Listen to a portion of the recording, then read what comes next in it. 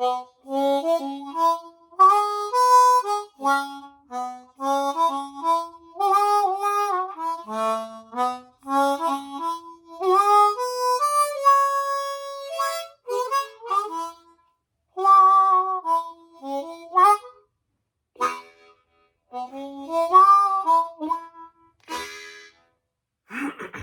morning, everyone. Saturday morning here. I survived my first week in the desert, guys. It's been a real change of pace, just, with all the driving and stuff, and the heat, as you can imagine, has been brutal. But it's Saturday morning. We survived. I got the house to myself here, and I just woke up. I haven't even had coffee yet, but I thought I'd squeeze in a video because the other day I thought of a really funny story of the first and last time that I ever did a studio session with harmonica or any other instrument for that matter. And I thought that this was a funny story just because I wasn't ready for the opportunity that was given to me. I kind of made an ass out of myself, and I just think it's a good learning experience. So I wanted to get into it. So this was a few years ago, probably, let's see. I guess it must have been a year or two into the pandemic, right? And I had started going out for the first time, right? I had been practicing harmonica in my room for God knows how long, just sitting there on my ass. And then one day I decided, well, let me go to one of these blues jams and see what's up and see if maybe I can fit in. I felt comfortable with blues. I had played along to backing tracks and I had made my own little demo recordings. And I figured, well, hey, I play guitar, I sing, and I play blues harp. There's got to be something for me, right? So I started going out to all of these jams. I just joined a little Facebook group. I think it's like San Diego Open Mic or San Diego North County, something like that. And I started just kind of going to all of the jams that were available near me. Most of them are during the week, which is great because, I would do a shift, get home, maybe have a sandwich and sit around, practice for a little bit, and then off to the jam. Actually, looking back on it, that was a kind of a really nice time in my life because I was so busy. Like literally would just, get home from work, again, shower, eat something, maybe practice a little bit, play a game on my phone. And then it was right off to the jams, which usually started around 5:30, 6, 7, and then they went on until between like 9 and 12. It depends on the place. I never really stayed too long, though. But, and it was nerve-wracking, like the first time that I went to one, I was down in San Diego and I was nervous the entire time driving there. I was like listening to like blues music and just kind of trying to psych myself up and get ready for the experience, and it didn't help at all. I had to get there and have a few shots before I could even talk to anybody. And then actually this guy Harmonica John, not John Popper, but a different Harmonica John who's local to our San Diego area, he was very welcoming, actually. And I think the first one I went to was either the Aztec or the Queen Bee. I forget.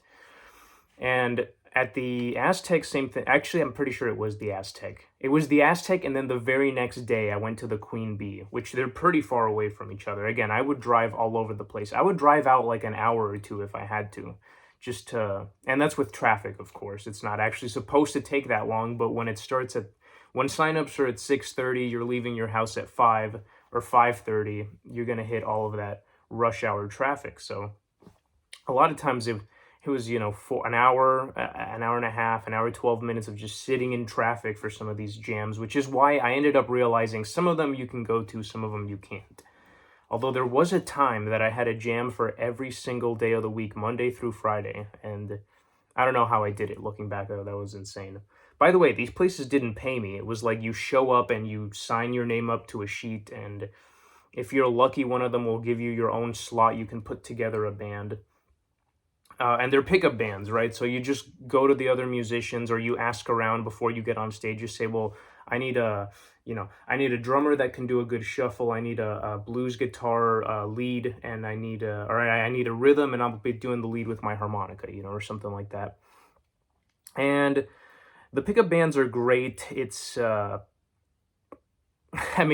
can be great. It's give or take, right? So sometimes you'll get people that have an idea of what's going on in your head and where you're coming from. Other people, you tell them blues and they start playing, I don't know what they start playing, but it's not blues. So And a lot of people don't understand how the harmonica works, and they're not going to give it the respect that it deserves. And as I've mentioned before, probably rightfully so, because there's a lot of bad players out there, and we don't need any more of them. You know, some kid who buys his first Marine band and thinks, I want to go to the blues jam. So I don't blame him, because I've seen some horrific examples of the use of the instrument. But so I go to one of these jams, and I start meeting people. I start meeting all of the regulars that show up to the blues jams. Usually I'll go to the same ones, and then, you know, they branch out. Some people go to the jazz jams, some people go to rock jams, the general open mics in the area. But my crew was always the blues people and whatever spiderwebbed out of those connections. And you start to pick up numbers and business. I mean, oh my God. I remember one time I had to just take out all the business cards and put them in a drawer in my desk. I had just been carrying them around. I had just like stacks of business cards, like this guy drummer, this guy bass player, and great people. I mean, a lot of great connection. That's how you get your foot in the door. If you're a nobody like me, you just go to these jams, start talking to people, keep showing up every single, every week you got to be there. And that's how you meet people. That's how you network, and you can, I mean, without that, I would have zero connections in music whatsoever. So that's one great piece of advice. And also just for your playing, like I said, if you've been just playing at home, it helps a lot with the backing track. But once you're comfortable with the backing track, then it's time to take it to the real stage, because you have to get dynamic. You have to be able to adapt to the situation happening at the moment. And it's a disaster a lot of the times. I've had way more bad sets than I've had good ones. It's like when you hear a comedian on a podcast and they say that they bombed. There's been a lot of times where I'm on stage with the wrong people and it's the wrong song and in the wrong key. And I kind of just got to sit there and bob my head and make it through the whole fucking thing. But that's how you learn, and that's how you get dynamic as a musician. We're getting to the part about the studio session. So anyway, so I'm meeting all these people, and I'm going out, and I'm having some great nights, and I mean, the best highs and the worst lows. I mean, I'm having nights where I go home and I'm like, dude, I'm really going to be somebody one day, man. Like, that was a great set. And then nights where I go home and I'm embarrassed, and then I wake up the next day and I'm still thinking about it. So you experience the full range of emotions there, from being proud of yourself to being to wanting to disappear. Like, you guys remember when Obi-Wan just disappeared and his robes just fell? He just like stopped existing. That's what I want to do on a bad set. I want to just disappear from this physical realm and just leave, my just leave my jeans, shirt, and boots on the floor, and just my spirit just went away because I bombed that fucking bad. I'm kidding, guys, but yeah, it's a part of it. And the more that you do it, it is true that you do get, even today I still get nervous, but it'll never be as bad as those first few times where I was like, petrified. So I'm going out and I'm meeting all these people, made great friends. I mean, I've mentioned this before. Most of the friends that I have nowadays, people that I actually talk to, are people that I met through those jams in some form or another. And I had this friend, Eric, who I guess I had jammed with him a lot. We had been jamming together. We would go to the Queen Bees because he was part of Harmonica John's band. He was the bass player, and he also played guitar. He's also a very talented guitar player. And he has the ability to sing, although he doesn't take advantage of it as much as I think he should. Eric's a cool guy. He's older than me. He's like 30. Oh my God, I just see a fucking huge... Oh, thank God, it's just a pincher bug. I thought it was a spider. Haven't lived in this room in a while, so there's a lot of bugs in here. It kind of sucks. What the fuck was I... Right, so Eric's a cool guy. He's a little bit older than me. He's probably... I don't want to age him, but I think he's probably 32, 34. There's no chance that he's watching this. Anyway, so he's just, about 10, 12 years older than me. And we've been hanging out a lot, we'd been just jamming old school style, smoking weed, having a few beers, then plugging in our stuff. And I would do usually the singing, the harmonica, or the guitar, but I've never really been good enough at guitar to keep a rhythm. If we're playing blues on the harmonica, I have an idea of where my parts fit in, but when it comes to guitar, I just have to practice. I mean, I've been trying to do that shuffle forever, and I still can't do it perfectly.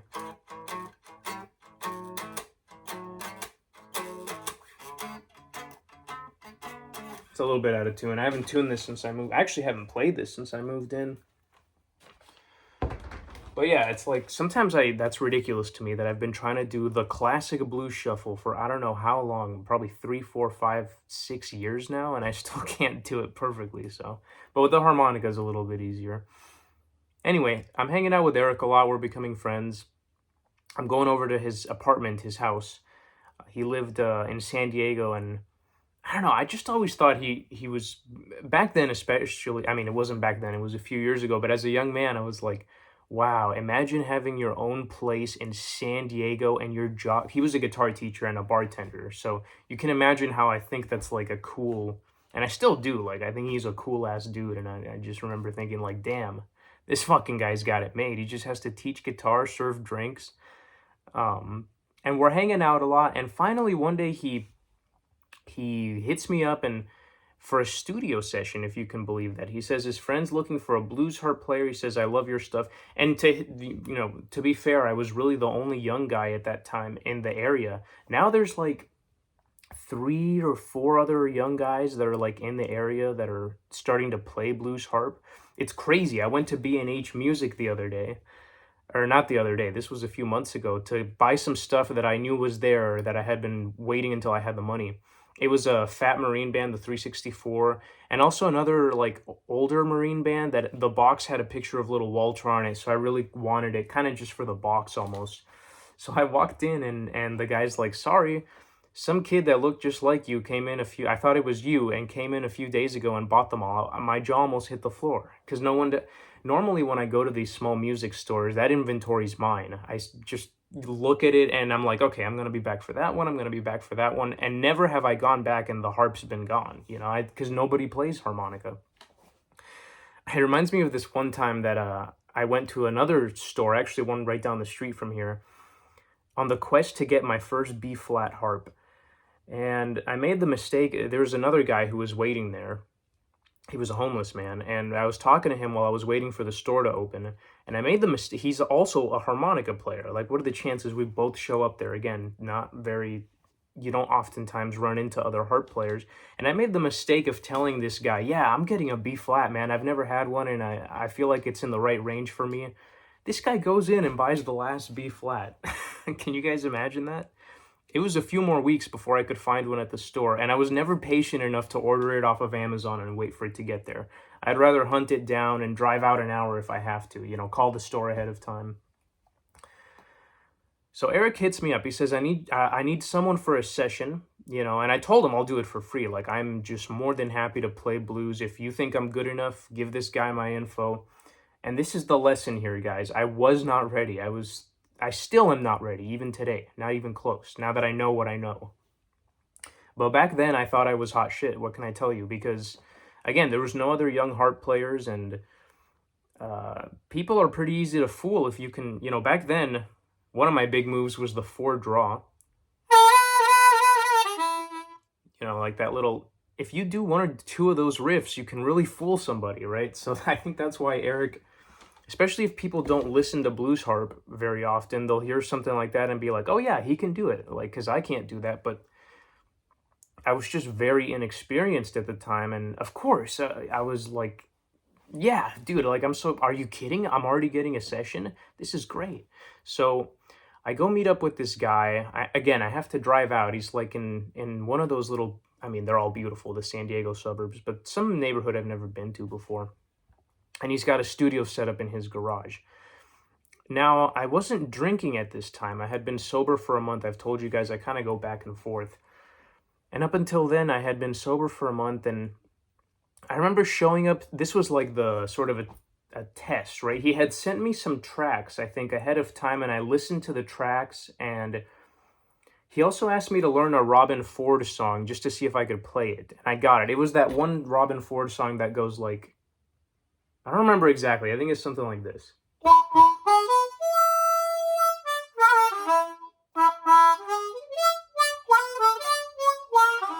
That was terrible, but something like that. So he asked me to learn this song for the session, and I do, and he sends me the other backing tracks, and I sort of play over them.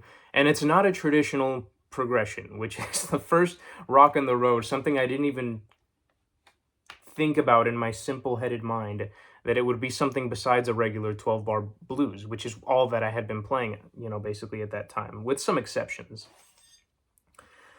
So I do my best and I kind of get an idea, but I don't really practice much. And when I'm practicing at home, I'm not getting the same oomph that I do when when I've taken down 6 beers on an empty stomach. It's not the same. Those blues spirits don't really jump into you the same way. Maybe I shouldn't call them that, just the spirits. Whatever it is that you kind of catch from the ether as a musician when you're in a state of flow. I don't know what it is, but alcohol sometimes helps. At least at that time it did. Lately it doesn't really so much. But that's okay, because I find other ways to find that feeling. That's what I realized. That's what it's all about. It's all about keeping it fresh. Because guys, as musicians, we know this. We know when we're playing at our best, and it should always be like that. And we know what that feeling is, and we always strive to go for that. And if you're doing the same thing every single day and it's not working anymore, you just got to switch it up. Instead of beer, switch to coffee for the night. You might, if you don't have work in the morning, you might be up all night. But I'm just using that as an example. You've been eating McDonald's every day that week. Go to Chick-fil-A. McDonald's was a bad example. In-N-Out. Little things like this, just to keep things fresh in our lives. I think that's part of where you get the flow state consciousness. Because for the longest time, I genuinely believed that I had to drink in order to play. And it's only now, years later, after I've done so many sobriety experiments, that I realize, no, the feeling itself of being in a state of flow can come from many different places. And sometimes naturally it comes from alcohol because it makes you feel good, But again, if you're doing that every single day, it's gonna stop working at some point. So save it for the weekend.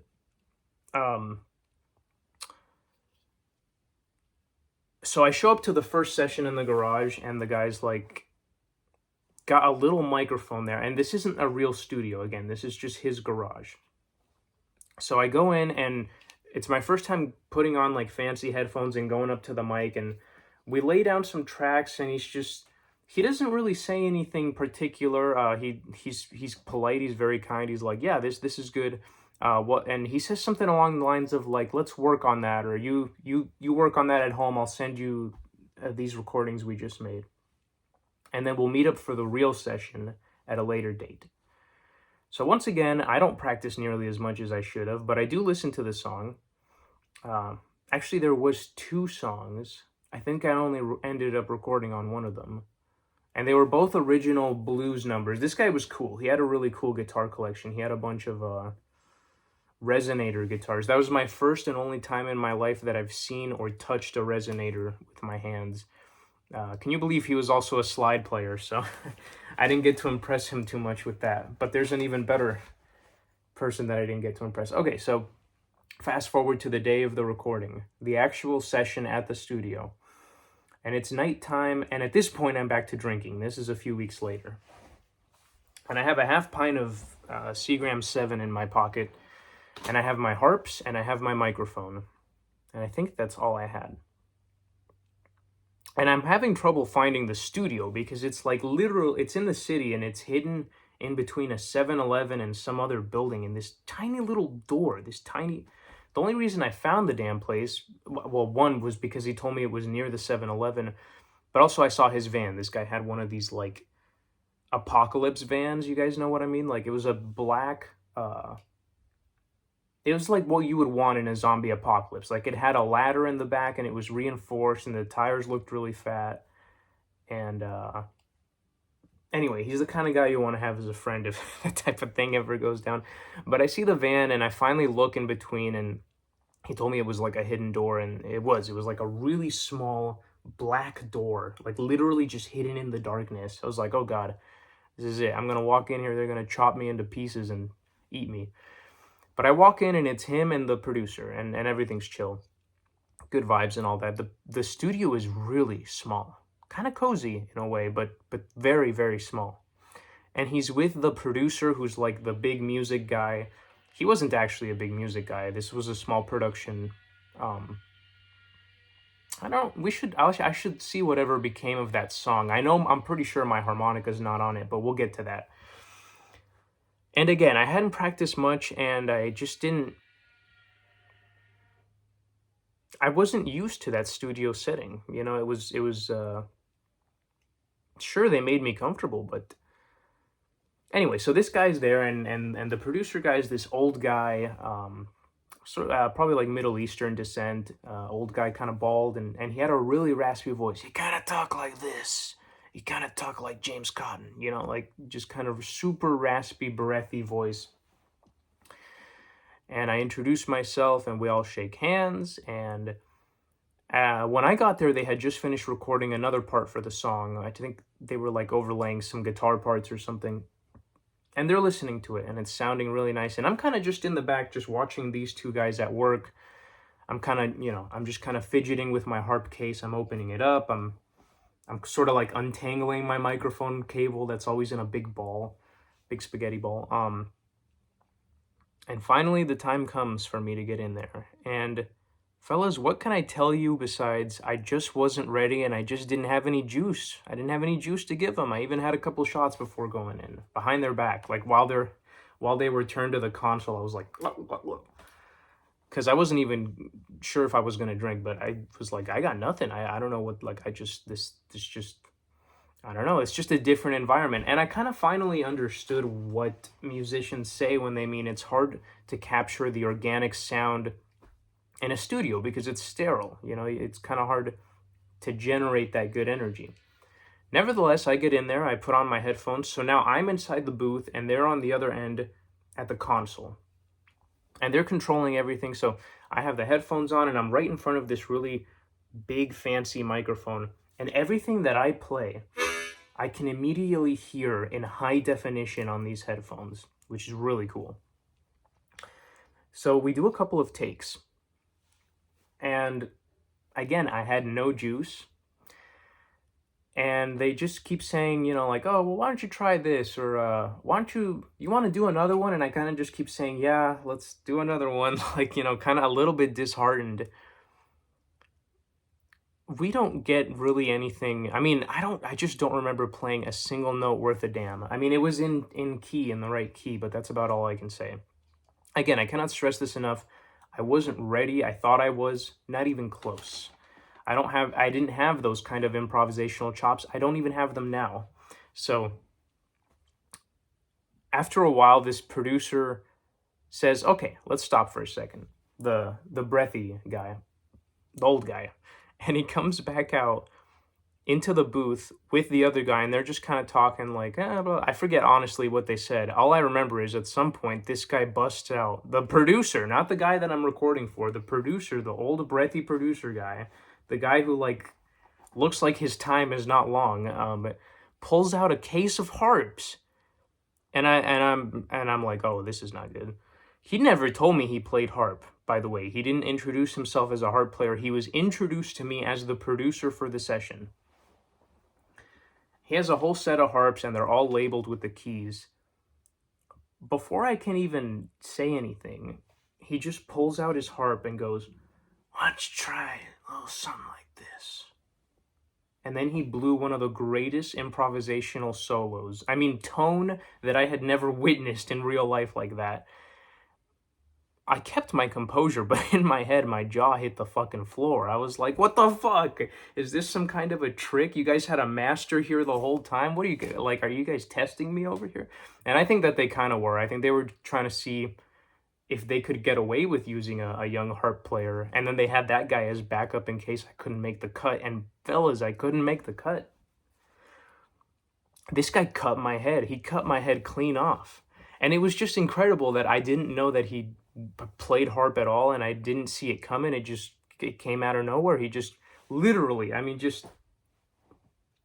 I don't know. I don't know if that story is going to be as impactful for me as it is for you guys. Obviously, probably not. I mean, for you guys, you guys know what I mean. I hope that makes sense as to why I was so shaken to my core, because I really don't meet a whole lot of harmonica players, and even the ones I do, even the ones that I know that are great harmonica players, they're not always great blues players. They're competent, but I really look for a specific sound, and this guy had it, and he cut my fucking head off. And I remember doing one or two more takes after that, and then they kind of just said, all right, well, we'll call you. They didn't call. And it's just a really funny, like, learning experience for me, because the same thing has happened on stage where, like, you know, sometimes I'll think I can sing a song. Someone's like, you know this song? And I'm like, yeah, I know that song. Let's do that song. And then I'm like on stage, grabbing my phone, pulling up the lyric, like, you know, or just I can't sing it. It's just out of my range. So, and this was years ago. Now, the more I learn about harp now, the more I realize that I'm still a beginner. I don't really know anything. I'm not nearly dynamic enough. I still have so much to work on with my tone. I can't even tongue block. I mean, in my head, tongue blocking is like this. It's this joke that everyone's playing on me and nobody lets me in on it. And everyone thinks it's funny because I don't believe in it. I really don't. I've tried it. I mean, really, I try it regularly. This is me trying to tongue block.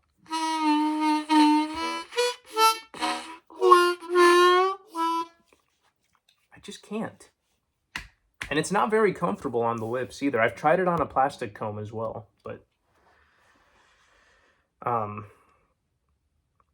remember I asked Harmonica John that one time. I said, John, and what is this tongue blocking stuff real? Because I just can't, I don't believe that they say that you need to tongue block. It's the most important thing. I just can't, I don't believe it. I just don't know.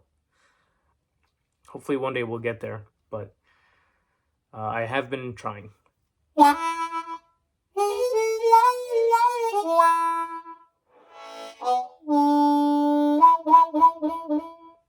So that was the story of the first and last time that I ever did a harmonica studio session. And even if someone called me today, I'm really not sure that I would say yes, unless I was very certain of my ability for that song, because that was embarrassing. I cannot stress this enough. That guy cut my head off. This guy was there the whole time, you know. Here I am, like, thinking, like, oh, this guy probably thinks I'm pretty all right. No, he was sitting right next to the master the whole time.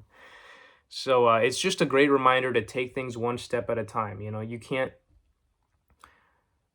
When I first started, and I do this for all instruments, I learn what makes me sound cool, right? And then later I go back and learn the basics, but it should really be the other way around. You learn the basics and you master them, and then you move on to what sounds cool. You know, like for harmonica, you're not going to get anywhere if you can't even do single notes. If you can't even go up and down. If you can't even go up and down doing single note, you know, it's like you have to start somewhere. You have to take little baby steps, you know. And then once you got the single notes, then maybe you do a little bend.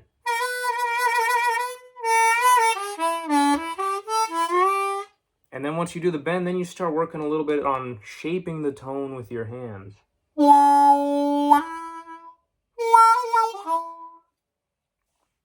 I remember Walter Shaky Horton said that one time in an interview. He says, I shape the tone with my hands. All right, guys, I got to go. I got to take a shower and do some grocery shopping. And if it's not too hot, I'm going for a hike later. So